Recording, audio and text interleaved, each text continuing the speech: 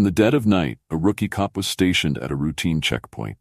His heart raced with the adrenaline of his new position, his badge gleaming under the moonlight.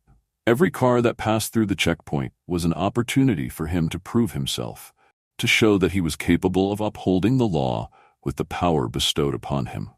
But on this particular night, something completely unexpected was about to unfold, a chain of events that would expose deep issues within the system.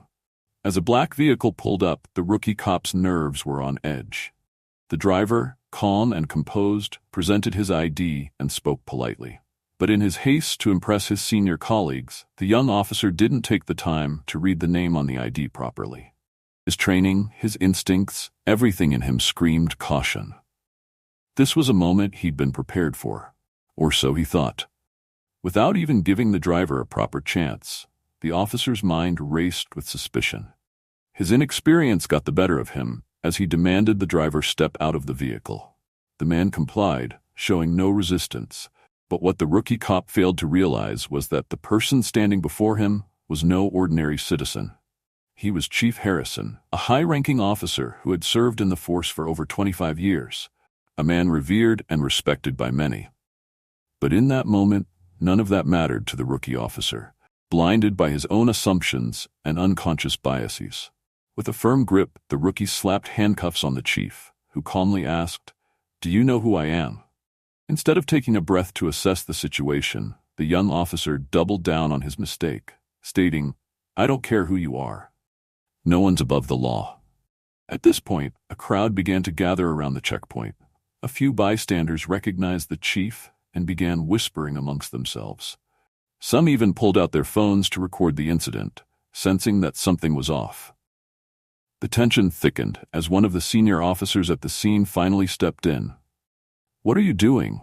the senior officer asked, eyes wide with disbelief. The rookie, now even more flustered, replied, "Just doing my job, sir." But the senior officer shook his head slowly. "That's Chief Harrison," he whispered sharply. The color drained from the rookie's face as he realized the gravity of his mistake. He had just arrested his own superior, a decorated officer.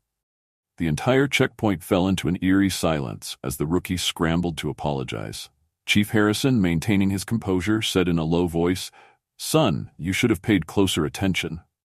What happened next shocked everyone present. Instead of losing his temper, Chief Harrison decided to turn the incident into a teaching moment. He called the rookie into his office the next day for a private meeting. In a calm but firm tone, the chief explained how the incident wasn't just a mistake of oversight, but a symptom of a much larger problem: racial profiling and unchecked authority. Chief Harrison, being a black man himself, had experienced racial profiling throughout his career. Despite his high rank, he wasn't immune to the biases that existed within the system. The rookie had not only failed to recognize his superior, but he had also let his assumptions guide his actions. "There's a lesson to be learned here," Chief Harrison said. "You acted on instinct, but it was the wrong one. You let fear and prejudice cloud your judgment. If I had been anyone else, would the situation have played out differently? It's not just about upholding the law, it's about upholding justice, and that means treating every individual with respect, regardless of who they are or what they look like." The chief's words were sobering, but they hit home. News of the incident spread like wildfire. The video footage captured by bystanders went viral, sparking outrage and debate. Many questioned how a young officer could so easily arrest someone without fully assessing the situation. Even more troubling was the fact that this wasn't an isolated incident. Across the country, stories of racial profiling and police brutality were dominating headlines, and this particular case struck a nerve.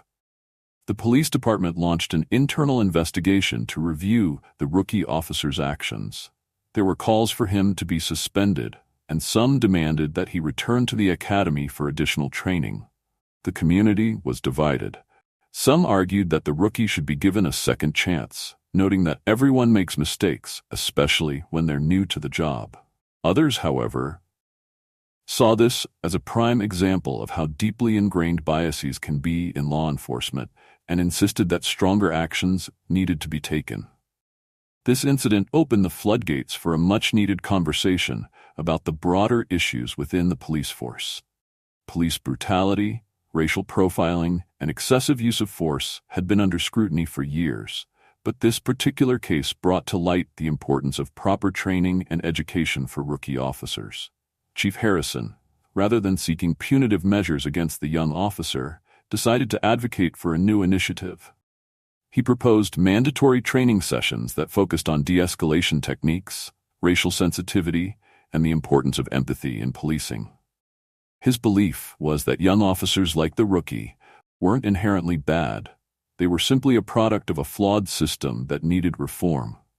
"This isn't about one officer making a mistake," the chief said in a public statement. "This is about a culture within law enforcement that needs to change. We need to create awareness, educate, and ensure that every officer on the street understands the importance of treating people as individuals, not as stereotypes. We must break the cycle of racial profiling, and it starts with the way we train our officers." The department agreed to implement the changes, making it clear that this was not just a one-time fix, but part of a broader commitment to systemic reform. In the weeks following the incident, the rookie officer was placed on administrative leave, giving him time to reflect on his actions. He attended the new training sessions and underwent a period of intense self-reflection. In a public apology, the rookie acknowledged his mistake. "I let my inexperience and preconceived notions cloud my judgment that night. I should have taken the time to assess the situation and show more respect. I am deeply sorry to Chief Harrison and to the community. I'm committed to learning from this and becoming a better officer." But the question remained, should the rookie be given another chance, or should he go back to the academy for further training? As the video of the incident continued to circulate, people from all walks of life weighed in on the situation. Social media platforms were buzzing with heated debates. Some felt that the rookie's actions were inexcusable and that he should return to the academy for further training. If he made such a grave mistake this early in his career, who's to say he won't make more? One commenter wrote. Others, however, believed that this was a pivotal moment for the young officer's growth. "We all make mistakes, and what matters is how we learn from them," said another commenter. The conversation grew even larger, expanding beyond the incident itself to discuss police reform and the need to dismantle racial profiling once and for all. People across the nation echoed the sentiment that this wasn't just a local issue. It was a systemic problem that needed to be addressed on a much larger scale.